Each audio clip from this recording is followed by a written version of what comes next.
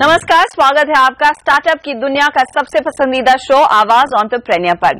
जिंदगी को आसान बनाने वाली कई टेक स्टार्टअप्स को हम आपके सामने लेकर आए हैं। आज हमारी नजर एक ऐसे ही सेक्टर पर है जो भविष्य में क्रांति लाएगा, आर्टिफिशियल इंटेलिजेंस। ये एक कमाल की टेक्नोलॉजी है और IBM, गूगल, फेसबुक जैसी बड़ी कंपनियां भी इस पर दांव लगा रही हैं। साइफाई फिल्मों में हमने देखा है कैसे मशीनें बिल्कुल इंसानों की तरह काम कर रही हैं। यकीन मानिए ये फिल्मों की कल्पना अब हकीकत बन गई है। आज आपको मिलवाते हैं मुंबई की आर्या AI से, जो मशीनों को आर्टिफिशियल इंटेलिजेंस से प्रोग्राम करती है, जिससे आपके रोज के काम, ऑर्गेनाइजेशन और यहां तक कि सेहत को ट्रैक करने में मदद मिलती है। वो दिन अब दूर नहीं जब आपके सारे काम ऑटो मोड पर कर आप आराम कर सकेंगे। 2016 में आर्टिफिशियल इंटेलिजेंस टेक्नोलॉजी के कुछ बड़े इनोवेशन हमारे देश में ही सामने आ सकते हैं। आर्या AI देश का पहला स्टार्टअप है जो आर्टिफिशियल इंटेलिजेंस जैसी कॉम्प्लेक्स टेक्नोलॉजी को समझकर उसे आम लोगों तक पहुंचाने की कोशिश कर रहा है। IIT में साथ पढ़ रहे दो दोस्त विनय कुमार और दीक्षित मरला ने आर्या AI की शुरुआत 2013 में की। Arya AI personalised artificial intelligence system बनाता है। Artificial intelligence is nothing but if you give an intelligence to a machine, either by writing a code or by replicating a principle. For example, you can give intelligence to a machine by writing software or also by giving mechanics behind it. So both of them can be a machine intelligence. And how does that help the consumer is a bigger question that anybody knows, right? So it can not only automate a lot of stuff that we are doing today, it can do that better and better and more efficiently. So that's why human can execute many things faster and better. So that's what AI can be helpful for. Artificial intelligence एक ऐसी उभरती technology है जिसका इस्तेमाल कई अलग अलग क्षेत्रों में किया जा सकता है। कंपनियों के लिए AI का सबसे बड़ा फायदा रहा है टास्क एग्जीक्यूशन को ऑटोमेट करना। यानी अगर आपकी रिटेल कंपनी है तो इस सॉफ्टवेयर के जरिए आप अपने कस्टमर केयर को पूरी तरह से ऑटोमेट कर सकते हैं। हेल्थ सेक्टर में भी आर्टिफिशियल इंटेलिजेंस के कई फायदे हैं। आर्या AI ने एक ऐसा सॉफ्टवेयर बनाया है जिससे डायबिटीज के पेशेंट्स कंप्यूटर पर ही अपनी आंखों की जांच कर सकते हैं और ये पता लगा सकते हैं कि उन्हें कैटरैक्ट या ग्लूकोमा होने की कितनी संभावनाएं हैं। हाँ, हम लोग अभी रिसेंटली एक हेल्थ सेक्टर में शुरू किए थे डायबिटीज का रेटिनोपैथी का इमेज लेके वी आर ट्रेनिंग और ऑल और एल्गोरिथम्स ऑन डीप लर्निंग। सो वो बता देगा कि आपका डायबिटीज लेवल कितना परसेंट है, अगर है तो कितना लेवल परसेंटेज है और क्या उसका क्यूर का प्रॉब्लम आएगा। देन वो अभी बेसिक पर्सन के लिए कैसे यूज होगा, if a person is really अगर कोई रिमोट एरिया में है या कई और प्लेसेस में वेयर डायबिटीज का स्पेशलिस्ट नहीं है तो person he can directly upload इस इमेज रेटिनोपैथी का रिपोर्ट जो भी है उसको अपलोड कर सकता है और बता सकता है कि सिस्टम बता सकता है कि कितना लेवल का एक्यूरेसी है उसके पास और कितना परसेंटेज उसका साथ आ रहा है। आर्या AI फिलहाल देश के 5 बड़े बैंक, 2 IT कंपनियां और 1 बड़े अस्पताल के साथ काम कर रही है। नई टेक्नोलॉजी होने की वजह से इनके ज्यादातर प्रोडक्ट अब तक प्रोटोटाइप स्टेज पर ही है। फाउंडर्स का कहना है कि सबसे मुश्किल चीज है कंपनियों को ऐसी नई टेक्नोलॉजी में निवेश करने के लिए राजी करना। इस वक्त आर्या AI में 10 लोग काम कर रहे हैं। कंपनी ने हाल ही में योनेस एंजल फंड और वेंचर नर्सरी से कुल 5 करोड़ का शुरुआती सीरीज A फंड जुटाया है। इन पैसों का ज्यादातर इस्तेमाल फाउंडर्स रिसर्च के लिए करेंगे। The plan today is not to look for funding more and more. The plan is to look for productizing the technology more and more. So that today the technology that we are looking at is a very complicated technology.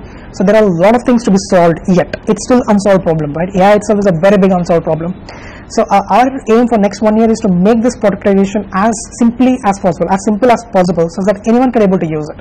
So if anyone can able to use it, that's where the bigger application of any product would be. So that's the kind of simplification that we want to bring in next 1 year. Elon Musk हो या mark Zuckerberg, दुनिया के बड़े take गुरुओं का कहना है कि 2016 आर्टिफिशियल इंटेलिजेंस का साल होगा। जैसे जैसे AI टेक्नोलॉजी अपडेट होगी वैसे वैसे दुनिया में तेजी से बदलाव आने की उम्मीद है। टेक्नोलॉजी इनोवेशन के मामले में भारत भले ही विकसित देशों के काफी पीछे है, लेकिन आर्या AI जैसे स्टार्टअप्स भारत को इस क्षेत्र में आगे ले जाने की पूरी उम्मीद जगाते हैं। राधिका कुमार, मुंबई।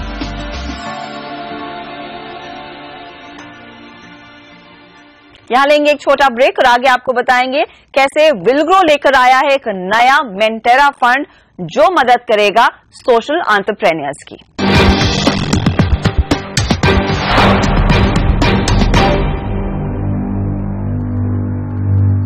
इम्पैक्ट एंटरप्रेन्योर्स यानी ऐसे लोग जिनका काम दुनिया में कोई बड़ा बदलाव ला रहा है या फिर पिछड़े इलाकों में रहने वाले लोगों को ये इक्वल अपॉर्चुनिटी दे रहा है।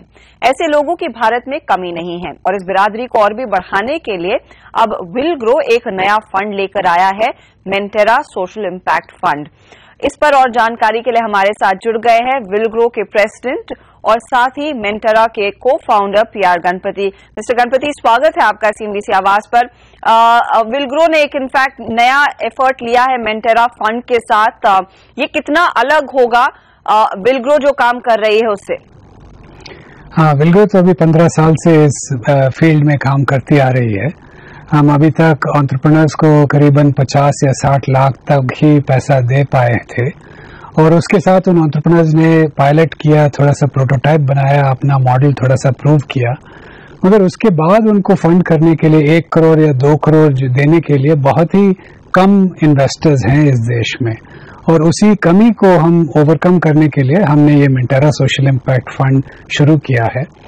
5 या 6 करोड़ देने के लिए बहुत सारे इन्वेस्टर्स हैं तैयार, मिड स्टेज या लेट स्टेज में इन्वेस्ट करने के लिए इन्वेस्टर्स हैं, मगर ये अर्ली स्टेजेस में 1 करोड़ 2 करोड़ देने के लिए इन्वेस्टर्स नहीं हैं और इसी कमी को हम ओवरकम करने के लिए हमने मेंटेरा फंड चालू किया है। ओके, तो आप ये बेसिकली जो गैप है लेटर स्टेज या फिर ग्रोथ स्टेज से आगे जो कंपनियां निकल जाती हैं और सीड स्टेज से उभर कर जो आगे आती हैं उसको उस गैप को फिल कर रहे हैं?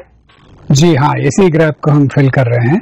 एजुकेशन में, स्किल्स ट्रेनिंग में, मेडिकल डिवाइसेस में, प्रोडक्ट डेवलपमेंट में बहुत समय लगता है, काफी पैसा लगता है। स्पेशली यदि आप मेडिकल प्रोडक्ट्स को देखें तो बहुत सर्टिफिकेशन ट्रायल्स की जरूरत है और उसके लिए फंडिंग होता नहीं है। ज्यादातर इन्वेस्टर्स कहते हैं कि आप ट्रायल्स खत्म करो, आप सर्टिफिकेशन ले आओ, उसके बाद हम आपको पैसा देंगे, मगर बेचारा एंटरप्रेन्योर कहाँ जाएगा, कौन उसको ये सब करने के लिए पैसा देगा? इसी के लिए मेंटेरा फंड आया है।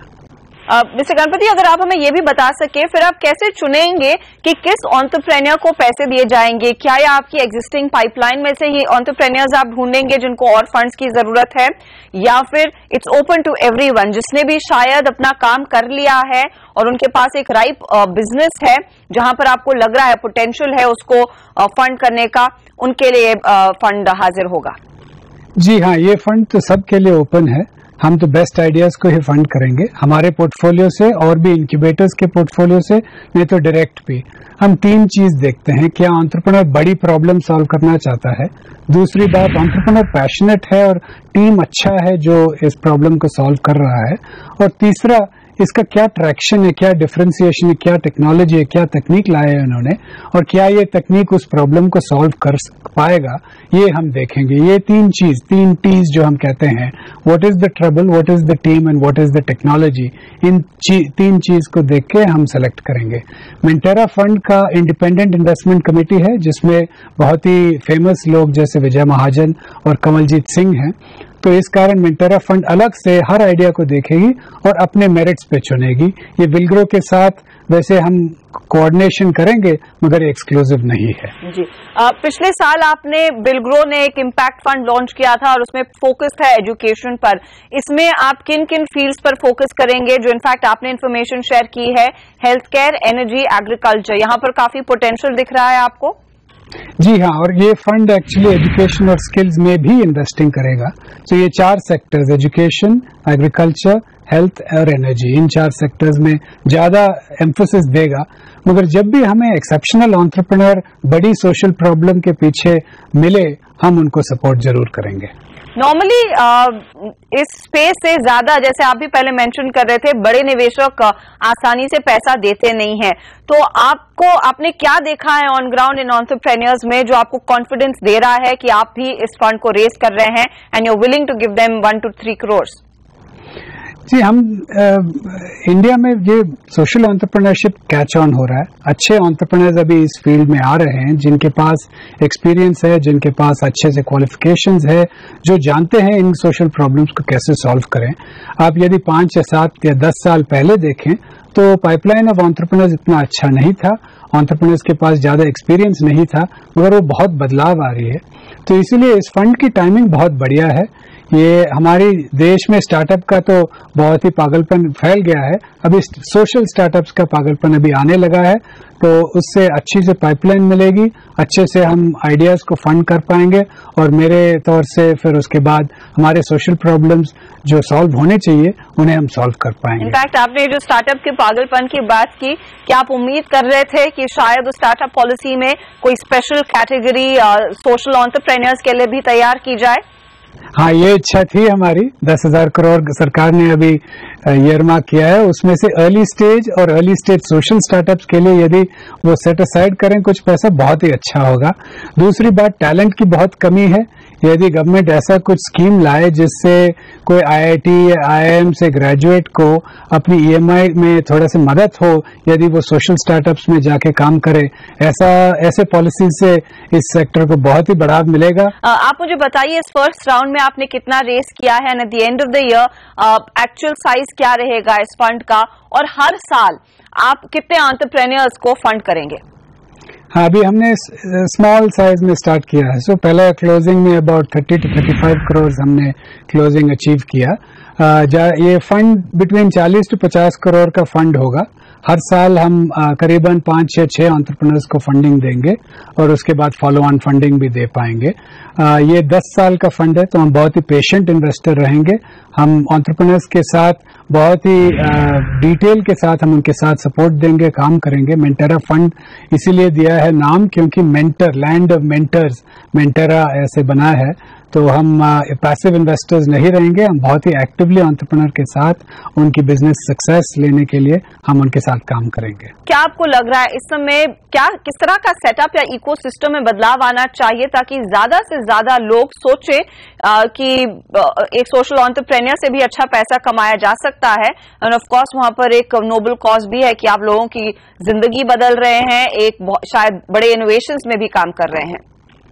जी, तो इकोसिस्टम काफी बढ़ रहा है। वैसे इंक्यूबेटर्स तो बहुत सारे हैं हमारे देश में, कई इंक्यूबेटर्स अभी सोशल फोकस भी ला रहे हैं अपने ऑपरेशंस में। दूसरी बात, भारत सरकार ने नए कंपनीज एक्ट में सीएसआर को टीबीआई, ये टेक्नोलॉजी बिजनेस इंक्यूबेटर, एक्सप्लिसिटली उन्होंने अप्रूव किया है। सो उससे सीएसआर फंडिंग भी आने लगा है इन एंटरप्रेन्योर्स को सपोर्ट करने के लिए। ये भी बहुत ही अच्छी चीज है। थोड़ा सा अभी टैलेंट की कमी है इस सेक्टर में, लोग भाग रहे हैं फ्लिपकार्ट या अमेजोन के पीछे। मेरा होप है कि हम कुछ एग्जाम्पल्स ऐसे लाएं जिससे हम दिखा पाएं कि आप सोशल एंटरप्राइज भी खड़ा कर सकते हैं और आप पैसा भी बना सकते हैं, जिससे टैलेंट यहाँ भी देखने लगेंगे। क्योंकि मेरे ख्याल से अभी हमारे यूथ को ये हमारे सोसाइटी के सीरियस प्रॉब्लम सॉल्व करने की इच्छा है उनमें, अभी तक उनको पाथवे नहीं मिला। आप टीच फॉर इंडिया को देखिए, टीच फॉर इंडिया में हजारों लोग अप्लाई करते हैं हर साल, 600 या 700 teach for India fellow start करते हैं। तो इससे हमें पता चलता है कि यंग पीपल में ये इच्छा है कि समाज की प्रॉब्लम्स को सॉल्व करें, और सोशल एंटरप्राइज वही पाथवे है जिसके through these people can get an outlet for their aspirations to solve these social problems. मेरा आखिरी सवाल आपसे यही होगा, फिर कैसे कोई एंटरप्रेन्योर आपसे आप तक पहुंच सकता है इस फंड के लिए अगर उन्होंने आवेदन देना है, या फिर क्या कोई स्पेशल क्राइटेरिया है जो उनको फुलफिल करना होगा टू क्वालिफाई? तो mentera.com, MENTERRA, वो है हमारा वेबसाइट, उसके थ्रू वो हमें कांटेक्ट कर सकते हैं। बस हमें चाहिए कि बड़ी सी प्रॉब्लम को पैशनेटली उन्हें सॉल्व करने की इच्छा हो, और फिर हम सपोर्ट करने के लिए तैयार हैं।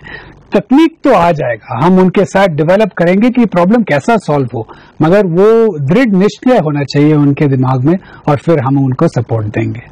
बहुत बहुत धन्यवाद हमारे लिए समय निकालने के लिए, and we wish you all the very best. और जैसे आपने कहा, आजकल स्टार्टअप्स के बीच पागलपन जरूर है, लेकिन हम उम्मीद कर रहे हैं यही पागलपन सोशल सेक्टर में भी फैलता हुआ दिखाई दे, और जल्दी हम कई बड़े पोस्टर बॉयज आते देखें जो सोशल एंटरप्रेन्योर्स हो। बहुत बहुत शुक्रिया हमारे लिए समय निकालने के लिए, and wish you all the very best. Thank you very much. इसी के साथ हम लेंगे एक छोटा सा ब्रेक, लेकिन आप बने रहिए CNBC आवाज के साथ।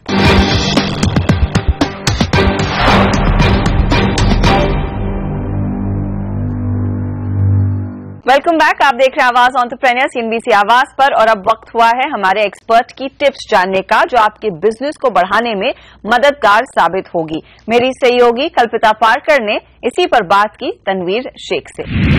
सो तनवीर, किसी भी बिजनेस को सक्सेसफुली रन करने के लिए जो एम्प्लॉयज है उनको खुश करना सबसे बड़ा काम होता है, जिसको अक्सर थोड़ा इग्नोर किया जाता है। तो किस तरह से एम्प्लॉयज का मोरल जो है वो बरकरार रखे, उनकी एनर्जी लेवल जो है, उनकी इफिशिएंसी बढ़ाने के लिए किस तरह से उनको बूस्ट किया जाए? एम्प्लॉय मोरल जो है, इससे डायरेक्ट कनेक्शन है एम्प्लॉय प्रोडक्टिविटी का। आपके ऑफिस में लोग आए और उनकी एनर्जी लेवल हाई नहीं है तो ऑब्वियसली उनका कोऑपरेशन दूसरों के साथ कम होगा। उनकी जो सर्विस जो कस्टमर को देते हैं, बाय द वे कस्टमर मैं इनको नहीं कहता जो एक्सटर्नल कस्टमर्स हैं, इंटरनल कस्टमर्स काफी मायने रखते हैं। अगर उनको बराबर से वो सर्विस नहीं दे पाए, खुशी से काम नहीं कर पाए, तो आपको लगता है कि आपकी प्रोडक्टिविटी अच्छी होगी? बिल्कुल नहीं। उसी तरह एफिशिएंसीज लो होगी, और अगर एफिशिएंसी, प्रोडक्टिविटी, कस्टमर एक्सपीरियंस ये सारा हैम्पर करेगा तो ऑब्वियसली आपके बिजनेस रिजल्ट्स पे ये असर जरूर करेगा। तो एम्प्लॉय मोरल को आप बिल्कुल नजरअंदाज नहीं कर सकते। एम्प्लॉयज की एनर्जी लेवल हाई रखने के लिए, इफिशिएंसी उनकी बढ़ाने के लिए वो क्या टैक्टिक्स होंगे जिनको एंटरप्रेन्योर्स को अपनाना चाहिए टू बूस्ट एम्प्लॉयज मोरल? जो जॉब कर रहा है एक पर्सन, भले एक अकाउंट्स डिपार्टमेंट में हो या आपके साथ सेल्स में है या कोई और फंक्शन में है, उसके लिए तो वो बेसिक जो सुबह से शाम तक करने वाली चीजें हैं, रूटीन चीजें हैं, उसमें क्या मायने मिलेंगे, उसको क्या पर्पस मिलेगा? अगर आप उनसे कम्युनिकेट करें कि इस जॉब का कंट्रीब्यूशन या हायर पर्पस क्या है। By the way her job का एक हायर पर्पस होता है। अगर सिर्फ उसको ये दिखाया जाए how his job is helping to achieve, उसको कंपनी गोल्स अचीव करने में कैसे मदद कर रहा है, अगर उसको पॉइंट आउट किया जाए तो मेरा कंट्रीब्यूशन दिखेगा और उससे एम्प्लॉय मोरल डेफिनेटली बूस्ट होगा। इसके अलावा ये तो हो गई पहली टैक्टिक कि आप उन्हें उनका पर्पस रिमाइंड करते रहें।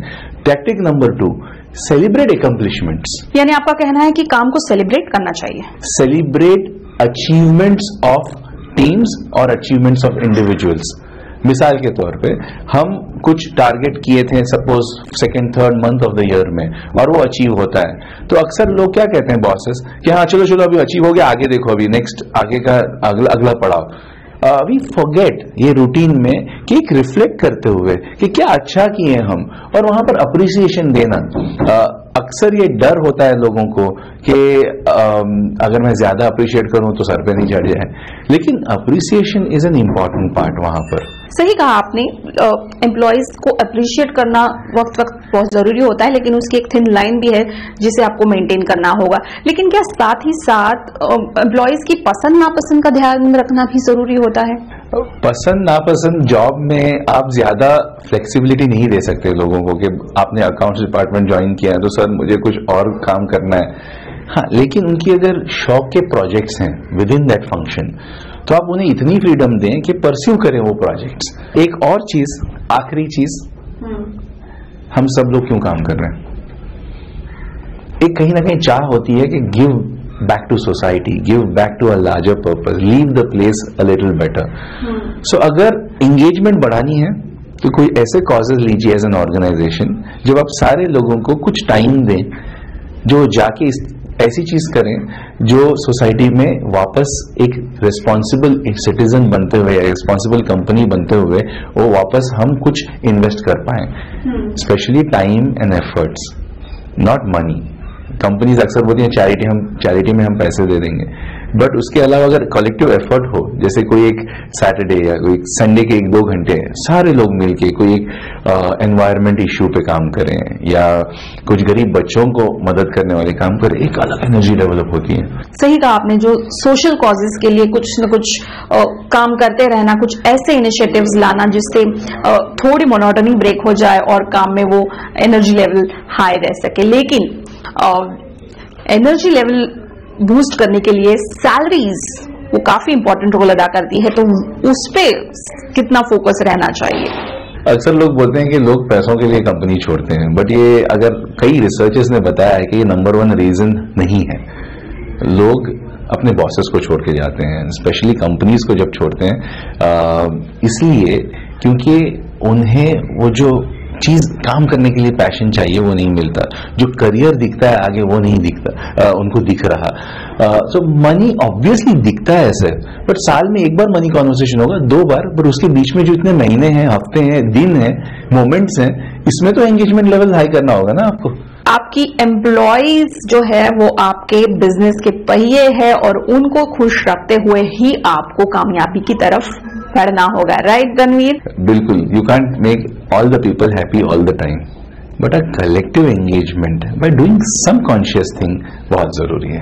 Thank you so much for taking up time for us. I am sure हमारे दर्शक आपके इन टिप्स का जरूर फायदा उठाएंगे। Thank you. इसी के साथ आवाज एंटरप्रेन्योर में इस हफ्ते इतना ही। अगले हफ्ते आपसे फिर मुलाकात होगी कुछ और इंटरेस्टिंग आइडियाज के साथ। आप हमसे संपर्क में रह सकते हैं। फेसबुक हाजिर है, ट्विटर हाजिर है, जहां पर आप अपने कमेंट पोस्ट कर सकते हैं। अगले हफ्ते फिर मिलेंगे। नमस्कार एंड टेक केयर।